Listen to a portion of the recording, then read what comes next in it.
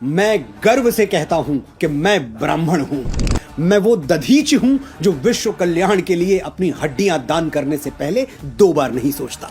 मैं वो परशुराम हूं जो श्री राम जैसे मर्यादा मूर्ति क्षत्रियों को अपनी सारी शक्तियां सौंप देता है। मैं वो चाणक्य हूं जो एक वंचित वनवासी को उठाकर भारतवर्ष के राज सिंहासन पर बैठा देता है। मैं वो आदि शंकराचार्य हूं जो अपने असीम ज्ञान के प्रताप से समूचे भारतवर्ष को एक भगवा ध्वज के तले ला खड़ा करता है।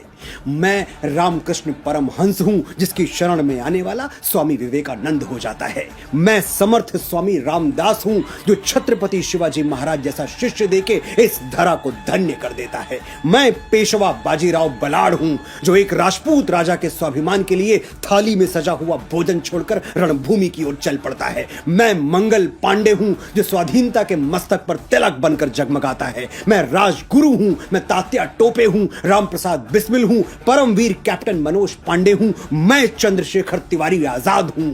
मैंने अपने रक्त से इस वीर प्रसूता धरती का अभिषेक किया है, इसलिए बच्चे बच्चे को जबानी याद हूं। मैं वीर सावरकर हूं जो अंडमान की सेलुलर जेल में 2 कटोरा पानी पी के स्वाधीनता के स्वप्न को जीवित रखता है। मैं बाल गंगाधर तिलक हूं जो भारतवर्ष को एक बार फिर अपनी संस्कृति पर गर्व करना सिखाता है। मैं दयानंद सरस्वती हूं जो अंग्रेजों के पथभ्रष्ट किए हुए भारत को संदेश देता है, वेदों की ओर लौटो। मैं ही इस यशस्वी ब्रह्मकुल की बेटी रानी लक्ष्मीबाई हूं जो मातृभूमि की रक्षा के लिए फिरंगियों के बदन में अपनी तलवारों का लोहा उतार देती है।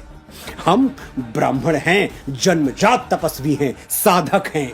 हम संगीत की साधना करते हैं तो तानसेन बन जाते हैं, स्वर साधना करते हैं तो लता मंगेशकर कहलाते हैं, और शब्द साधना करते हैं तो महाकवि कालिदास और गोस्वामी बाबा तुलसीदास के नाम से अमर हो जाते हैं।